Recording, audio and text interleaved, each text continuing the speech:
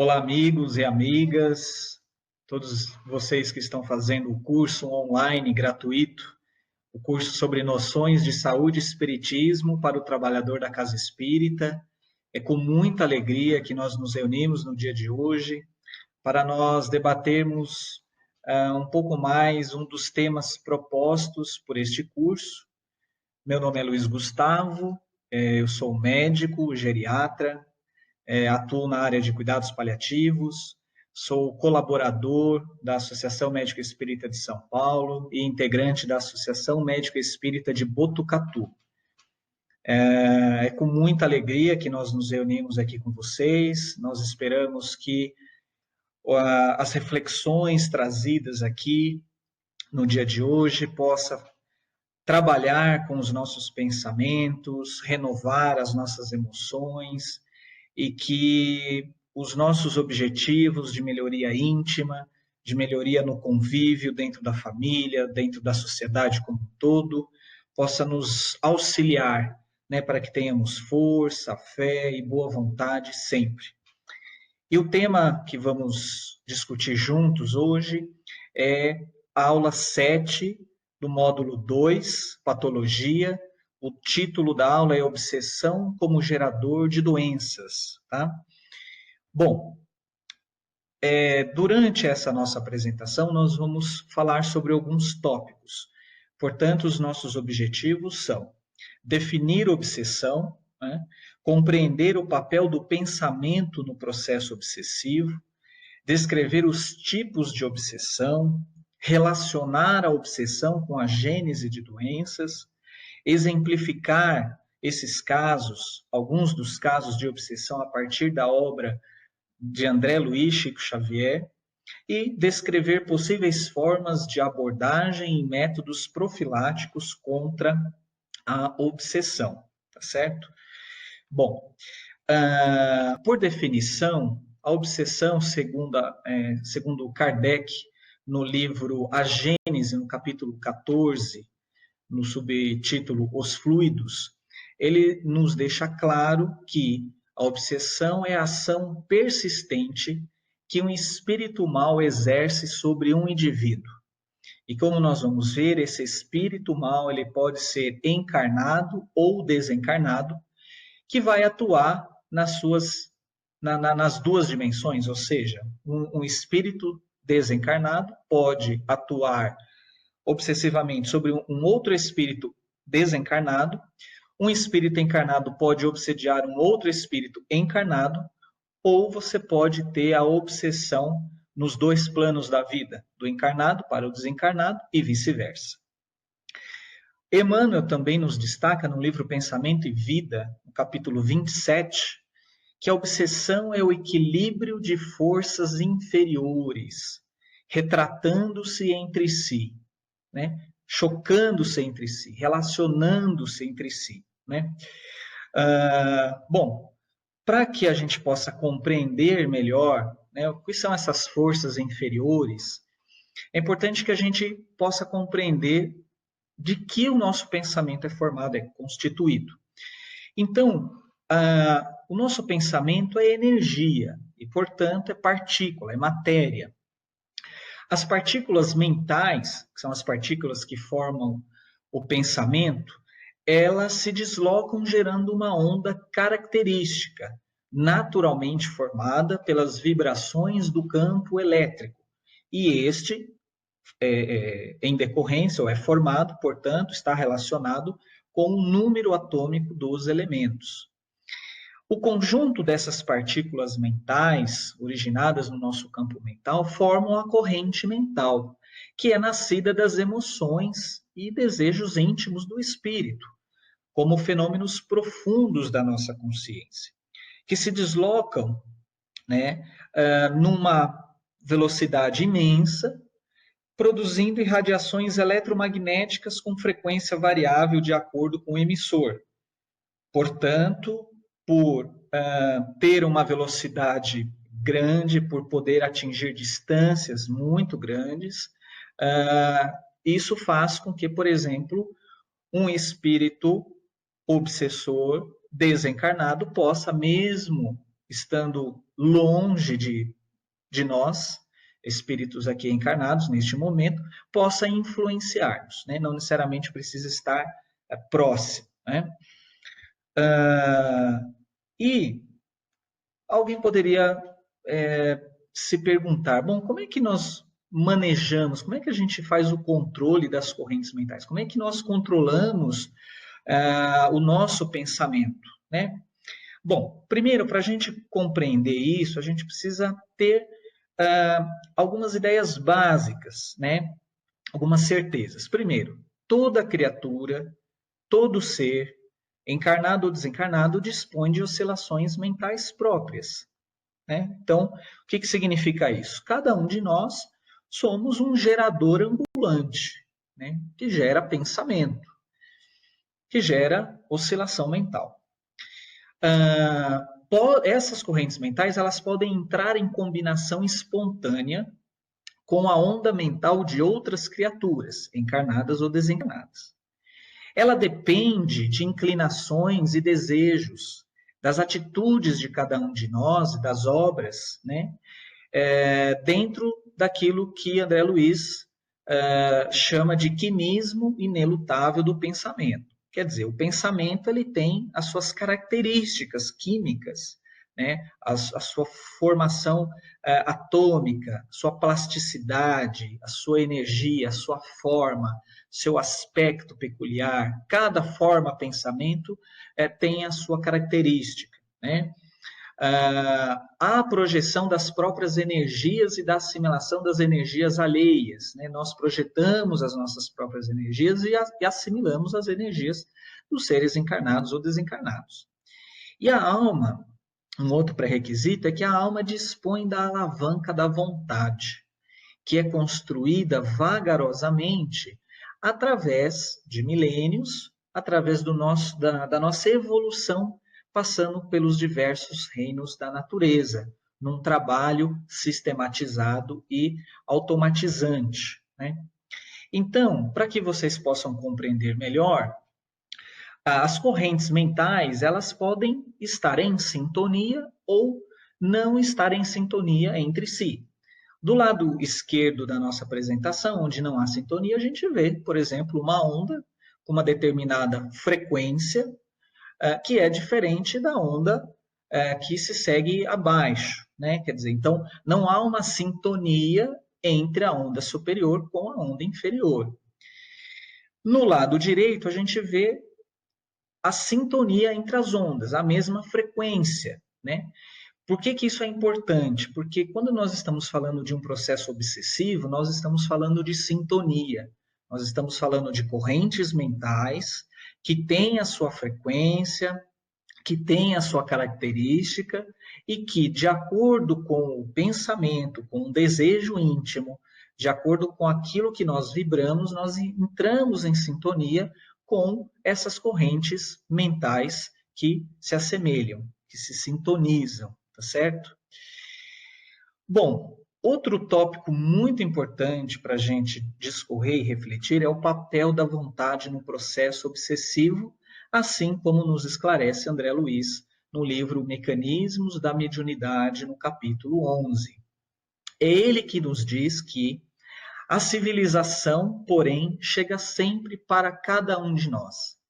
Nós atingimos um determinado grau de maturidade, de compreensão, de raciocínio, de liberdade e começamos a desenvolver, portanto, também a responsabilidade pelos nossos atos. Isso é o estado da civilização. E o progresso impõe novos métodos e a dor estilhaça envoltórios, né? Quer dizer, o progresso impõe novas formas de nós agirmos para conosco mesmo ou junto aos nossos semelhantes. E, obviamente, que a dor, quer dizer, a forma como nós agimos, como nós pensamos, ela pode sim comprometer os nossos envoltórios mentais, como André Luiz nos destaca e o próprio Kardec, mostrando que a forma como nós pensamos vai influenciar ou vai modificar o nosso corpo perispiritual. maculando ou não determinadas áreas e, obviamente, sendo fonte ou não de adoecimento.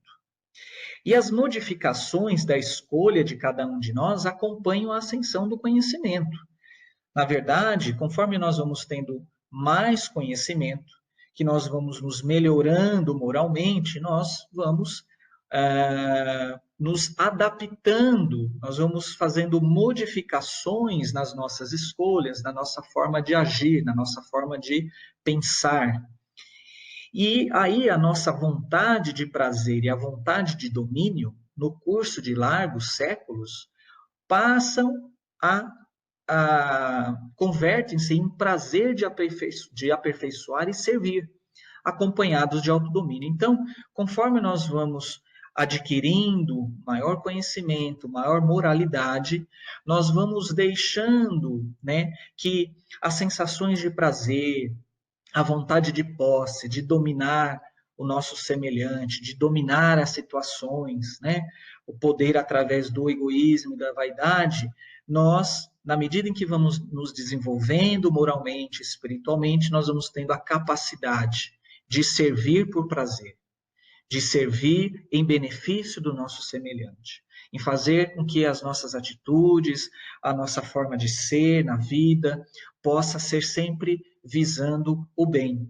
Né? Por isso que lá no Evangelho, diria um amigo meu, que uma das passagens mais bonitas do Evangelho é o homem de bem, porque lá resume-se, se não todas, mas grande parte das características, né, que todos nós devemos alcançar dentro desse processo de aperfeiçoamento moral, né, e espiritual, por conseguinte.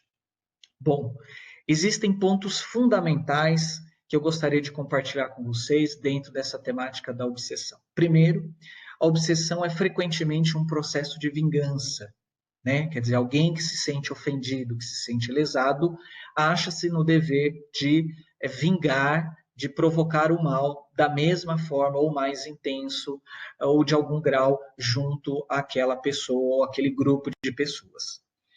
A vítima da obsessão é sempre uma alma endividada, uma alma que errou, como cada um de nós, né? Muitas vezes ignorantes dentro daquele conhecimento, daquela forma de agir, né? É muito apegado às questões da posse, ao egoísmo, à vaidade. Então, a vítima da obsessão é sempre alguém que errou, né? Ou seja, todos nós. Não importa que o perseguido esteja encarnado ou desencarnado. Como nós vimos, basta existir nos dois planos da vida que o fato de morrer não vai eliminar os nossos débitos. Né? O fato de desencarnar não vai impedir que os nossos obsessores continuem nos perseguindo. Né? Ou que a gente, após a morte do corpo físico, deixe de perseguir aqueles que nós julgamos que nos prejudicaram.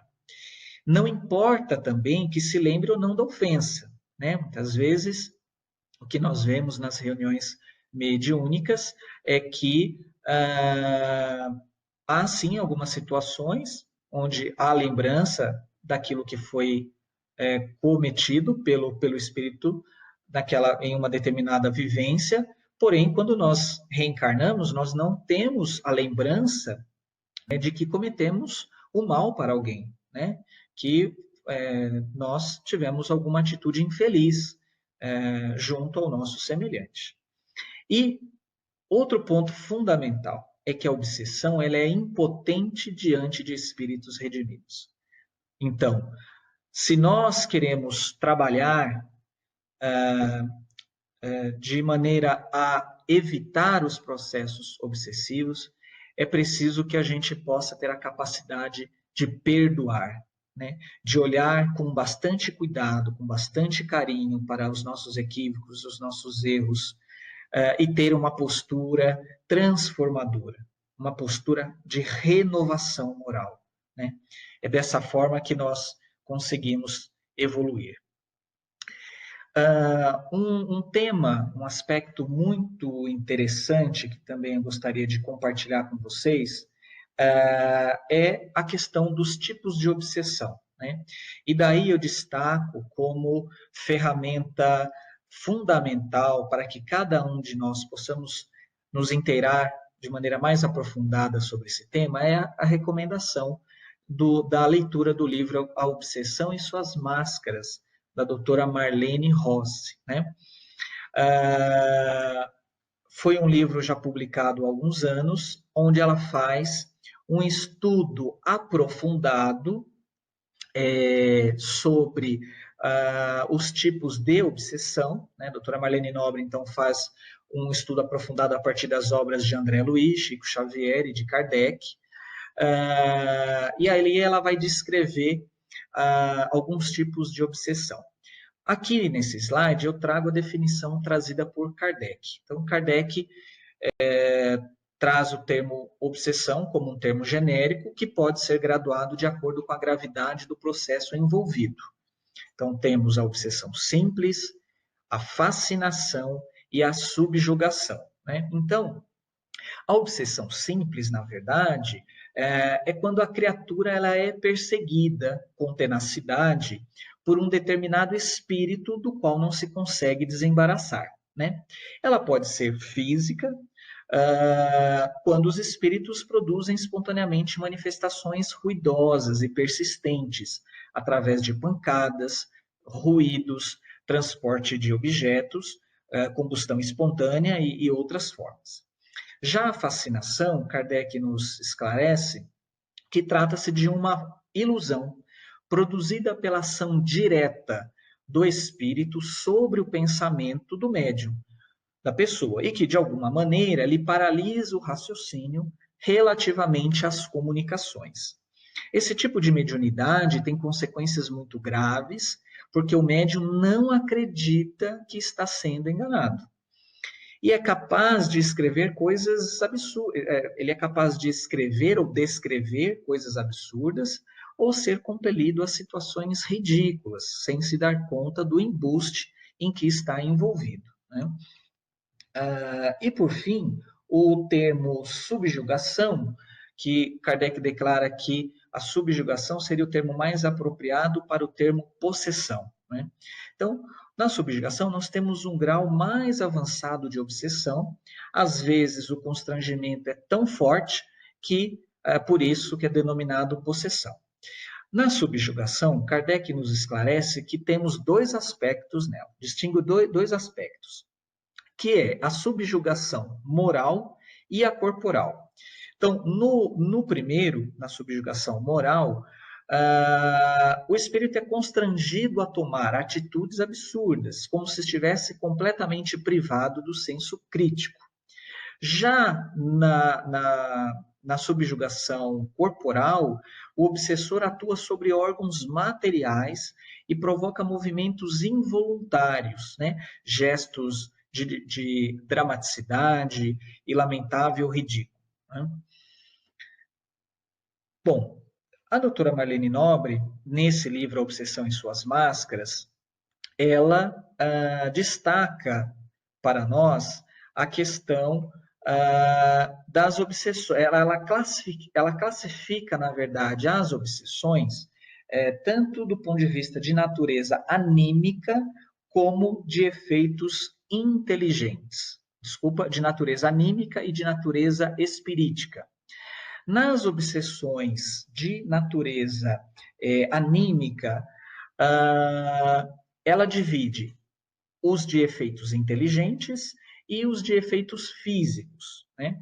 Os de efeitos inteligentes, ela destaca a obsessão telepática, a auto-obsessão, a personalidade antiga cristalizada, a fixação mental, e a chamada possessão partilhada, ou parceiros no vício. E dos efeitos físicos são os casos poltergeist. Do outro lado, então, ela classifica as obsessões de natureza espirítica. Então, nós temos aí as obsessões de natureza espirítica de efeitos inteligentes e as obsessões de natureza de natureza espirítica de efeitos físicos. eu só queria voltar um pouquinho, e quando nós falamos sobre obsessões de natureza anímica, nós queremos dizer que esses quadros procedem da capacidade de comunicação dos espíritos encarnados de se despreenderem dos sentidos físicos, desafiando elos da prisão corpórea para atuarem como alma relativamente livres, tá?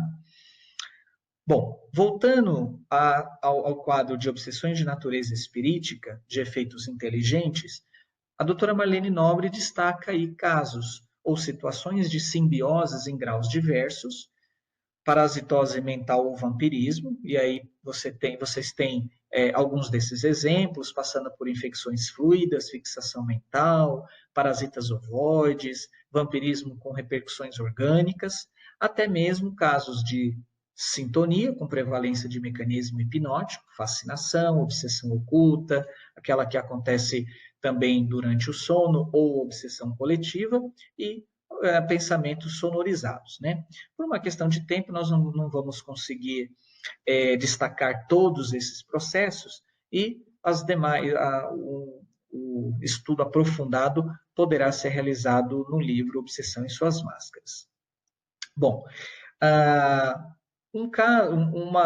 uma exemplificação que nós gostaríamos de compartilhar com vocês é a obsessão telepática, né? E nós trazemos aqui o caso da Anésia e do Jovino, que se encontra lá no livro Nos Domínios da Mediunidade, de André Luiz, pela psicografia de Chico Xavier.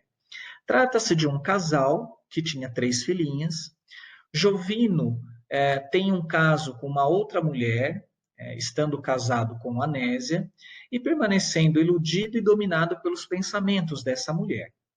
E devido aos pensamentos de ódio e de vingança emitidos por Anésia, porque passa a desconfiar do comportamento de seu marido, das suas saídas à noite, chegando tarde em casa, enfim, a projeção numa dessas ocasiões após o casal ter uma discussão, a Anésia, então, passa a emitir pensamentos de vingança, de ódio para com essa mulher, e André Luiz e Aulus, presente nesse recinto, descreve a formação de uma projeção de uma imagem da mulher que de longe, como se ela fosse se aproximando, como a se corporificar no ambiente para lhe infundir mais amplo mal-estar.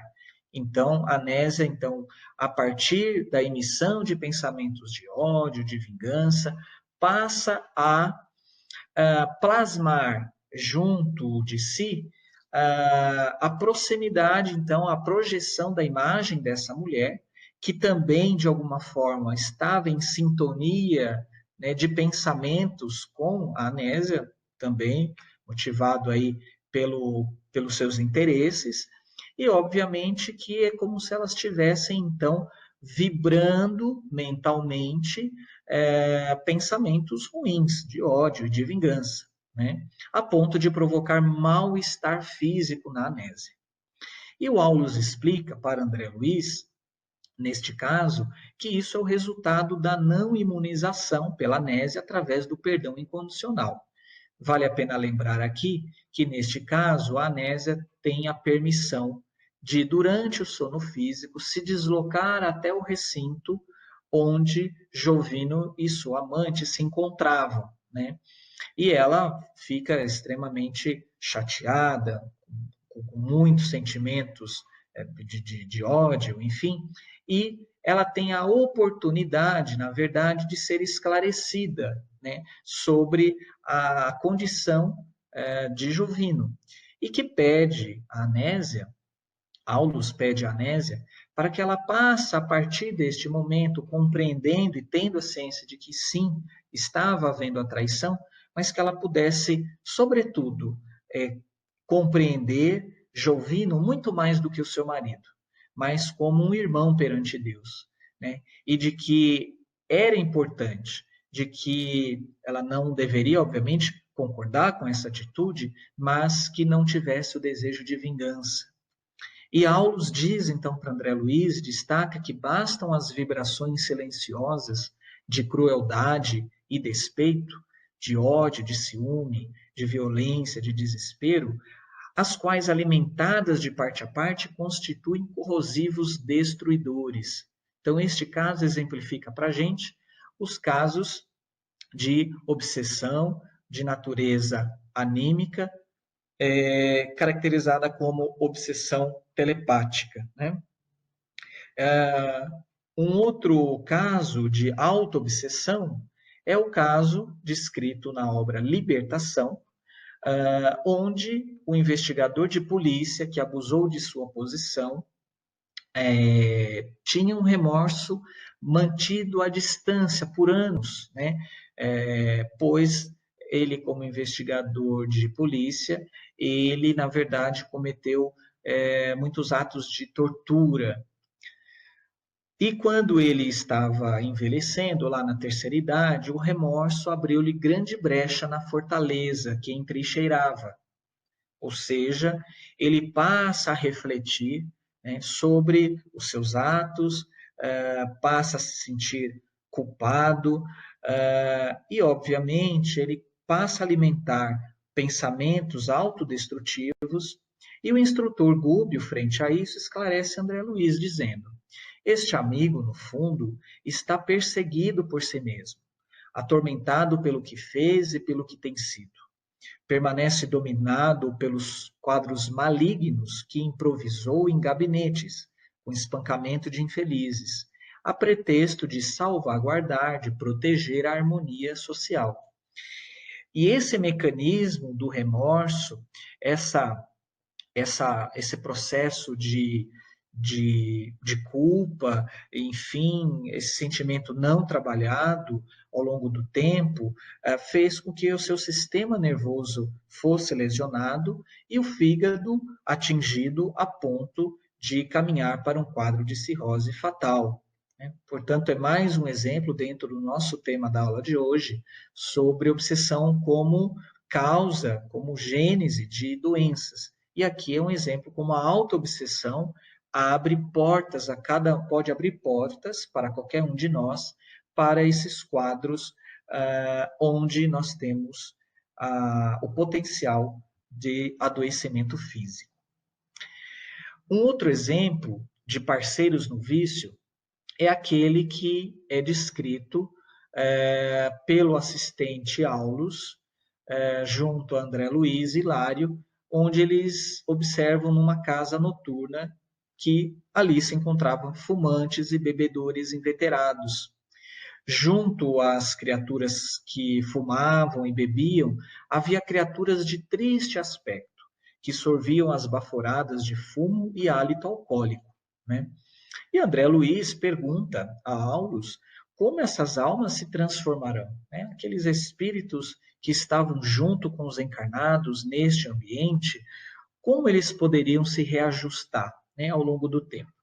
E Aulus, ele responde que haveria 1000 processos de reajustes, através de instantes de aflição, de desencanto, de tédio, de sofrimento e através do cárcere.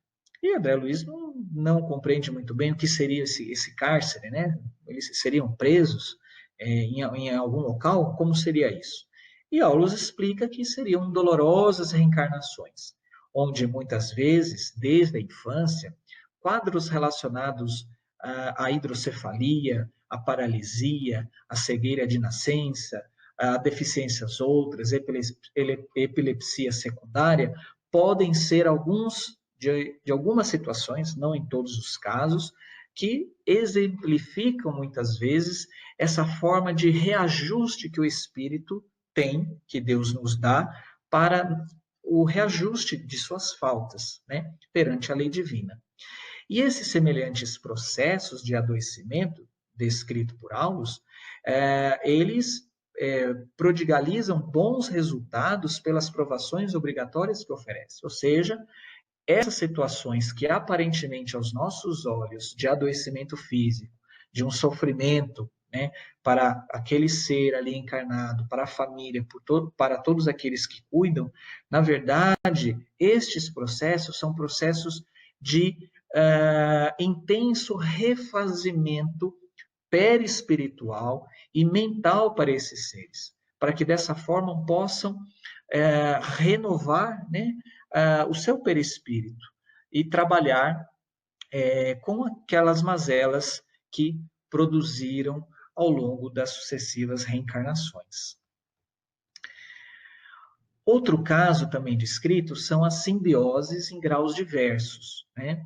E aí, um caso Desidério Elisa exemplifica muito bem. É um caso descrito no livro E a Vida Continua, onde Ernesto Fantini falecera de um tumor maligno da glândula suprarrenal, deixando a sua esposa Elisa e a sua filha Vera, né? E aí ele passa por um processo de reabilitação numa clínica no mundo espiritual, conhece uma outra mulher, Evelina Serpa, que também falecera jovem pela mesma doença do Ernesto. E aí, conforme eles vão se adaptando e se renovando após o tratamento na clínica espiritual, eles passam a ter condições de auxiliarem os seus entes familiares encarnados, né? Porém, Fantini, ao retornar à sua casa no plano material da sua anterior família, encontrou um espírito que supostamente ele teria assassinado em sua juventude, junto com outros amigos que saíram numa caçada para assassinar uma pessoa, e encontra esse espírito deitado ao lado de sua esposa já mais idosa. Houve lá um tiroteio, etc., mas não foi a partir da arma de Fantini que houve a morte dessa outra pessoa. Mas ele trazia consigo aí muita culpa, ou se sentia culpado pelo acontecido. E a esposa, na verdade, após a morte do Desidério, que foi o espírito assassinado, ela, na verdade, ela nutria um sentimento de carinho, de ternura, de amor por Desidério, e quando o Fantini tem a possibilidade de entrar naquele recinto, no quarto, ali da Elisa, ela então, através da sua mediunidade, passa a vê-lo e grita com ele, chamando de assassino, expulsando-o de casa, e visivelmente conturbada psiquicamente, né? Inclusive, a sua filha, a Vera, e o seu genro não a entendiam, porque eles não viam, né, ali o espírito do Fantini presente, né, e muito menos do Desidério. E aí eles começam a ver uma perturbação psíquica que toma conta de Elisa, e inclusive até supondo que ela estava em um quadro de demência senil avançada, né, mostrando o quanto essa simbiose que é nutrida, né, muitas vezes por nós, encarnados, junto aos desencarnados, o quanto isso pode nos perturbar psiquicamente, trazendo, em algumas situações, transtornos mentais, né? Um outro tópico, uma outra forma identificada como mecanismo de obsessão é o vampirismo espiritual. Então, o vampiro é toda entidade ociosa que se vale indebitamente das possibilidades alheias.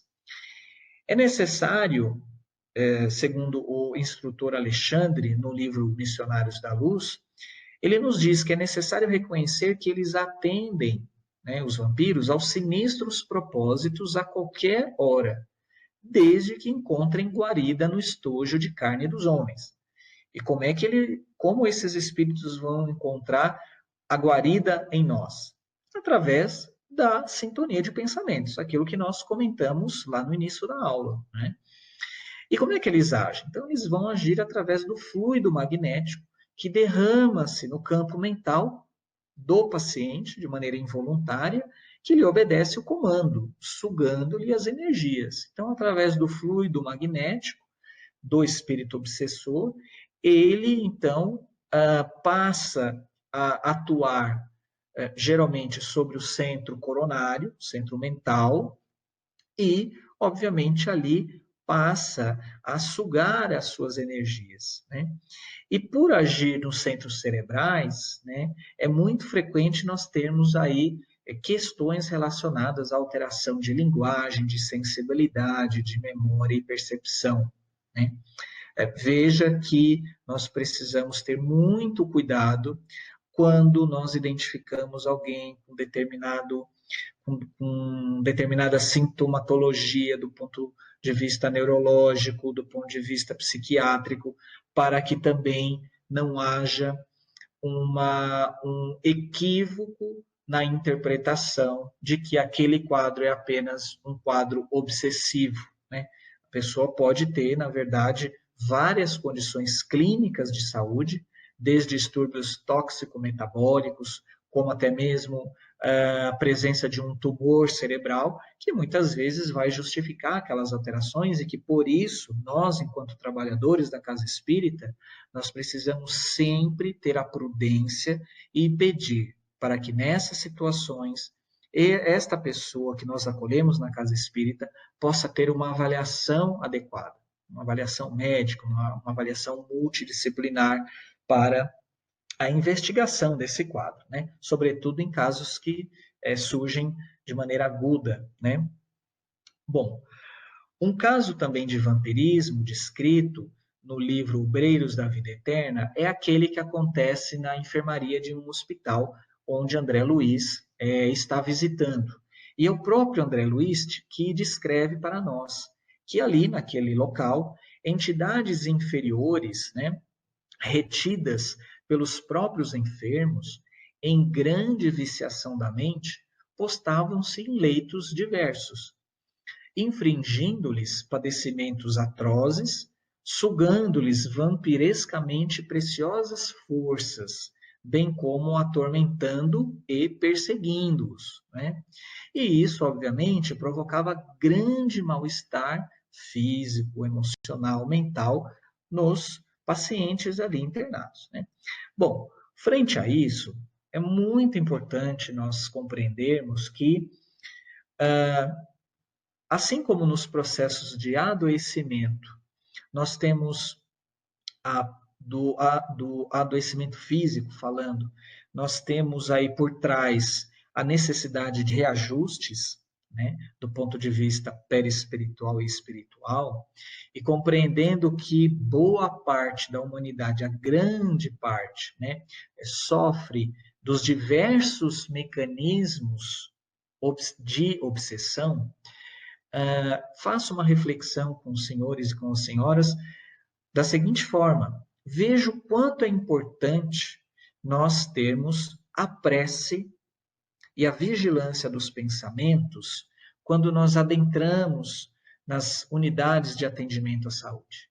Seja um pronto-socorro, seja um hospital, seja uma unidade ambulatorial, porque ali, na verdade, né, aqueles que estão para serem atendidos não vêm sozinhos, né? Carregam consigo seus obsessores muitas vezes. E nós precisamos nos proteger, enquanto profissionais da saúde, enquanto aqueles que prestam um serviço de capelania, por exemplo, é preciso que nós estejamos protegidos, né, nesse sentido, para que o nosso trabalho, o nosso raio de ação possa se dar da melhor forma. Assim como os trabalhos de capelania se justificam, né, do ponto de vista deste conhecimento, para que haja, junto ao paciente, junto ao cuidador, junto ao familiar daquela pessoa, uma possibilidade de uma proteção e de uma conexão, né, com formas, pensamentos elevados, né, de uma sintonia com os espíritos elevados, para que aquele padrão de pensamento mental possa ser desfeito. E dessa forma, isso auxiliará tanto no processo de tratamento, de reabilitação, quanto também do equilíbrio espiritual. Então, a prece, né, dentro de um ambiente hospitalar, a prece pelo profissional de saúde que vai atender anteriormente os seus pacientes, é de fundamental importância, né? E esse é um dos motivos pelo quais isso deve ocorrer. Um outro caso de vampirismo que eu gostaria de compartilhar com vocês é o caso de uma jovem senhora trazida à casa espírita pelo marido é um caso de aborto agravando um problema mental pré-existente, e naquela casa espírita, naquele dia, há a manifestação de um espírito com lesão extensa na garganta, e a senhora começou a gritar e caiu em profunda hipnose, né? E esse caso que estava sendo vivenciado por essa jovem senhora tratava-se de um enigma para a medicina. A doente tinha, desde a puberdade, crises de nervos e distúrbios circulatórios, né? Em um determinado momento da vida, ela, junto com seu marido, eles engravidam com o compromisso de acolher o espírito obsessor como filho. Mas, frente às grandes transformações que esta situação traria para todos, ela provocou o aborto, né? E aí ela passa, então, a sofrer multiplicadas crises histéricas com súbita aversão pelo marido, né? Então, à noite, ela tinha crises de sufocamento, de angústia, foi internada várias vezes em hospitais psiquiátricos, né? E o esposo, na verdade, quando André Luiz vai estudar este caso junto com o seu instrutor, né, há a compreensão e o esclarecimento de que o esposo de agora, dessa senhora, induziu ela, numa outra reencarnação, a envenenar o seu pai, né? Pois naquela época ela era a sua única herdeira da fortuna. Então, aquele filho, aquele espírito que a obsediava, era seu pai que tinha sido assassinado numa outra vida e que em decorrência da necessidade do reajuste entre todos aqueles envolvidos, ela deveria, o marido e ela deveriam acolhê-lo agora como filho, né? Afinal, é através do amor onde nós podemos cobrir a multidão de pecados. Mas o aborto foi o fator que agrava essa situação e que faz com que essa senhora passasse por várias situações de constrangimento e de distúrbios mentais. O outro tópico são as chamadas infecções fluídicas, como mecanismo de obsessão, né? Então, os encarnados também produzem larvas mentais que são vampirizadas pelos desencarnados, né? Assim como nós temos muitas vezes o nosso corpo físico, né, contaminado por bactérias, por vírus, por parasitoses, também do ponto de vista mental e espiritual existem as chamadas larvas mentais. E é através de determinadas formas de pensamento e pela lei da sintonia é que os nossos obsessores acabam nos vampirizando, né?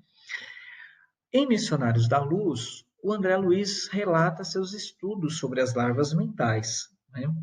Ele descreve, por exemplo, um rapaz que era candidato ao desenvolvimento mediúnico, que apresentava uma enxurrada de corpúsculos negros com grande mobilidade e que esses corpúsculos se deslocavam desde a bexiga urinária, passando pela sua próstata, pelos cordões espermáticos e testículos, tentando aniquilar as células sexuais, né?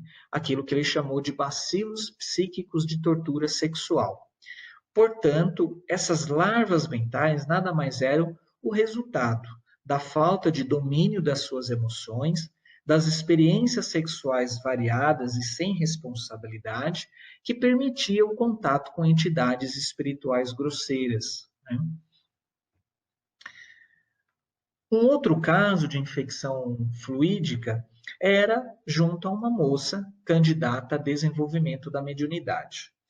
Na região do ventre dessa mulher apresentava-se colônias de lesmas vorazes que se agrupavam em fibras do estômago até a válvula iliocecal, uma região de transição aí do intestino fino para o intestino grosso.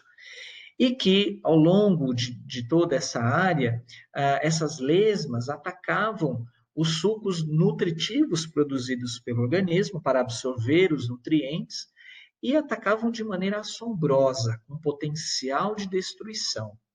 E o Alexandre, o instrutor, junto a André Luiz, explicou: temos aqui uma pobre amiga desviada nos excessos da alimentação. Todas as suas glândulas e centros nervosos trabalham para atender às exigências do sistema digestivo. Descuidada de si mesmo, ela tinha caído numa glutonaria crassa, tornando-se presa de seres de baixa condição. Então, nós temos aqui que a nossa forma, por diversos fatores, sejam as questões emocionais atuais, sejam as questões relacionadas ao nosso relacionamento com o semelhante, as questões que remetem à infância ou a outras vivências passadas, muitas das vezes isso faz com que nós tenhamos uma postura, um modo de vida, muitas vezes descuidado em relação à alimentação, de diversas formas, e que muitas vezes se manifestam através de algumas patologias, né?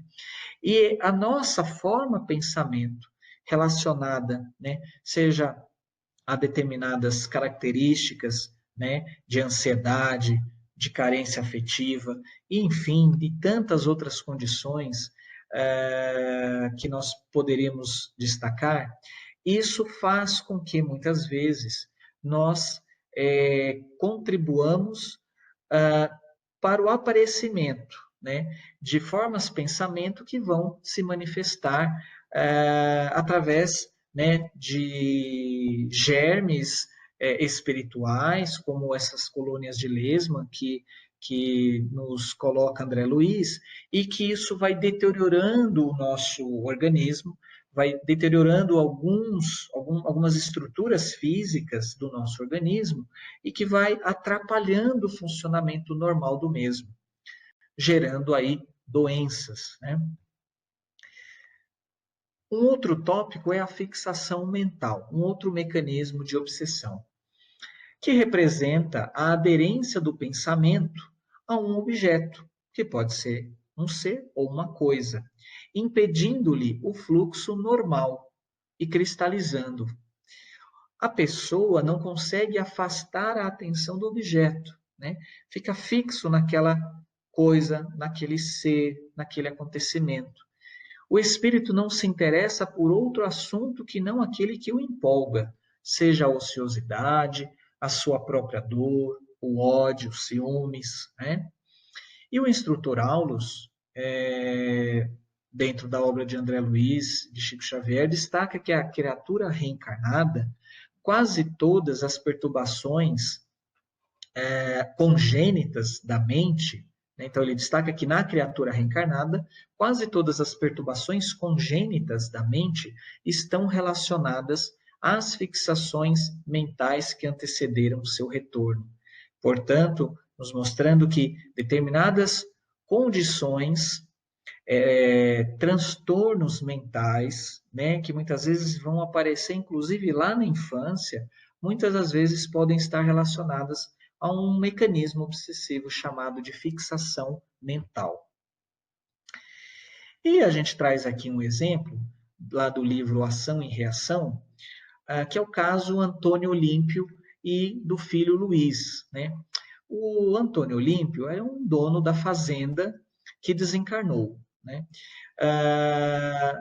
Minto, na verdade, o pai de Antônio Olímpio era dono de uma fazenda e ele acaba desencarnando.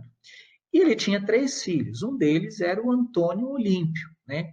Que tinha uma mente muito fixa em larga fonte de renda pela fazenda, que foi deixada pelo seu pai, e ele, em decorrência do seu egoísmo, da sua avareza, projetou e executou o assassinato de seus 2 irmãos, o Clarindo e o Leonel, né? Logo depois desse assassinato, desses seus 2 irmãos, a mulher do Antônio Olímpio adoeceu gravemente e se afogou numa noite no mesmo lago onde os irmãos de Antônio haviam falecido. Antônio tinha dado uma substância entorpecente para os seus irmãos, e eles se encontravam no lago e, propositadamente, o Antônio, então, derruba o barco onde estavam os seus dois irmãos e foge daquele local, e, obviamente, eles acabam se afogando e vindo a desencarnar. Mais tarde, então, após a morte de sua mulher, o Antônio veio a falecer, deixando a fazenda para o seu filho Luís, que passa a ser influenciado pelos irmãos de seu pai, né, pelo Clarindo e o Leonel. E o André Luiz e o Silas descrevem o aprendizado que muitos dos espíritos, né, que se sentem no direito de vingar, de revidar aquela ação que sofreram, né, passam a frequentar as escolas de vingadores. E que, nestes locais, verifica-se que todos eles acabam aprendendo nessas escolas de vingadores que todos nós possuímos um desejo central, um tema básico em qualquer fase da vida, né? E, obviamente, que os obsessores acabam, então, influenciando, né, a cada um de nós nesse desejo central. Então, veja, se você tem um sentimento de crueldade, né, então, a crueldade ela é o reflexo do criminoso, né? Quer dizer, através aí desse sentimento, se você alimenta esse desejo de fazer o mal para alguém, e esse é um desejo central, obviamente é nesse desejo que o obsessor vai atuar, né? Se você tem cobiça, é nesse desejo que eles vão atuar. Se você tem a maledicência, da mesma forma, a irritação, né? Então, veja o quão é importante nós refletirmos sobre os nossos desejos centrais, né? Qual é o tema básico que envolve a nossa vida, que envolve o nosso ser, né? E para que a gente possa ir chegando ao final da nossa aula, né? Alguém poderia me perguntar, mas Luiz, qual é a abordagem, quais são os métodos profiláticos e terapêuticos que nós poderíamos lançar mão, né, para evitar ou orientar, né, não só a cada um de nós, mas a todos aqueles que procuram a casa espírita, para se prevenirem, né, dos processos obsessivos. E aí, na verdade, meus amigos, eu trago aqui uma reflexão que é feita pela querida Sueli Caldas Schubert no livro Obsessão e Desobsessão, que lá nos capítulos finais desse livro, que é extremamente importante dentro dessa temática, né, ela diz que é na passagem de João, no capítulo 8, versículo de 10 a 11, onde, erguendo-se, Jesus lhe disse a Maria Madalena: Mulher, onde estão eles? Ninguém te condenou? Disse ela: Ninguém. Então Jesus responde a ela: Nem eu te condeno. Vai e de agora em diante não pequeis mais. Portanto, esta passagem evangélica exemplifica para nós que, dentro de um processo de obsessão, dentro de um processo de sofrimento, é preciso que nós, enquanto espíritas, enquanto trabalhadores, né, no atendimento fraterno, no esclarecimento, nós tenhamos esta forma amorosa, como Jesus teve em diversas passagens de sua vida, onde o acolhimento ele se dá sem julgamento, onde o acolhimento vê naquela pessoa, vê naquele ser um potencial imenso, né? Uma luz divina, talvez temporariamente ofuscada pelos erros, pelos equívocos, pelas suas formas de pensamento, de raiva, de ódio, de desejo de vingança, mas é preciso que a gente possa trazer para todos aqueles que passam a ter o contato com a doutrina espírita, passam a estudar o tema obsessão de maneira mais aprofundada, de que é preciso que haja renovação moral, que haja a necessidade de mudança de pensamentos, que é preciso que a gente possa ser mais tolerante para com o nosso semelhante. É preciso que a gente possa, dentro do nosso dia a dia, identificar em nós quais são os temas centrais, os quais nós utilizamos ah, como ponte de apoio para a realização das nossas tarefas no nosso dia a dia. Se o nosso tema central é ficar reclamando da vida, se o nosso tema central é ficar pautando a nossa vida na maledicência, no julgamento do próximo, obviamente nós vamos, de certa forma, atraindo formas pensamentos para junto de nós e que através dos diversos processos de obsessão, nós vamos sendo influenciados. Então, a culpa, eu não vou dizer culpa, esse não é o melhor termo, mas a responsabilidade primária de todos os processos obsessivos tem a ver com a nossa postura mental, com a nossa maneira de ser, com a nossa maneira de sentir, de agir. Portanto, é preciso que nós tenhamos, dentro da sociedade que nós vivemos, né, que nós possamos valorizar e desenvolver em nós valores morais, valores espirituais, valores artísticos, humanos, né? Porque o mundo nos oferece, nos tempos atuais, os outros valores que aparentemente parecem não servir de alguma coisa. Valores materiais, de interesse, de posse, de poder, né? De se aproveitar do outro para tirar vantagens. E nós vivenciamos uma situação dentro do nosso contexto humano e espiritual terreno, nesta encarnação, de grande processo de necessidade de nos regenerarmos. E a regeneração, tão debatida e discutida no meio espírita, ela começa dentro de nós. A verdadeira regeneração é quando você identifica dentro de si aquilo que deve ser melhorado, aquilo que deve ser deixado de lado, sobretudo quando não traz o benefício para você, não traz o benefício para o seu semelhante. Quando nós desenvolvemos em cada um de nós as nossas potencialidades, né? É aí que começa a haver o processo de regeneração de nossas almas, que Jesus tão bem tentou nos dizer e nos alertar. Né? Então, para que a gente possa trabalhar efetivamente no processo de desobsessão, né, é preciso que a gente, não é só uma questão de perdão, de perdoar as pessoas ou de perdoar os nossos obsessores, na verdade, ou se perdoar, mas na verdade é uma ação positiva em modificar-nos, em modificar as nossas posturas mentais, em modificar a nossa forma como nós agimos para com os nossos semelhantes. E como agimos conosco mesmo, no nosso dia a dia, dentro do nosso lar, dentro do nosso ambiente de trabalho, junto à nossa comunidade religiosa. Né?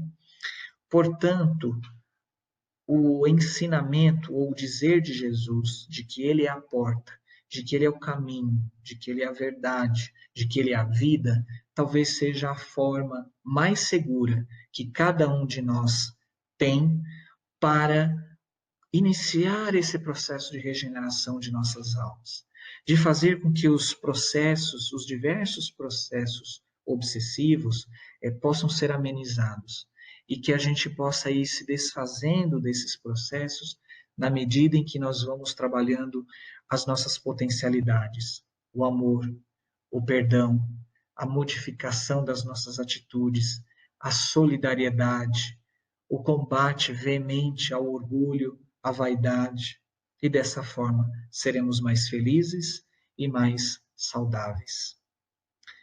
Gostaria de agradecer a todos vocês por esses instantes em que nós estivemos juntos, refletindo sobre o Evangelho do Cristo, refletindo sobre as condições que cada um de nós temos para nos refazer, para orientar a todos aqueles que nos buscam nas casas espíritas, para estimulá-los a voltarem os seus pensamentos a Jesus, a terem Jesus como guia, como modelo, porque dessa forma serão mais felizes, encontrarão paz, encontrarão recursos para o seu refazimento, seja ele físico, emocional,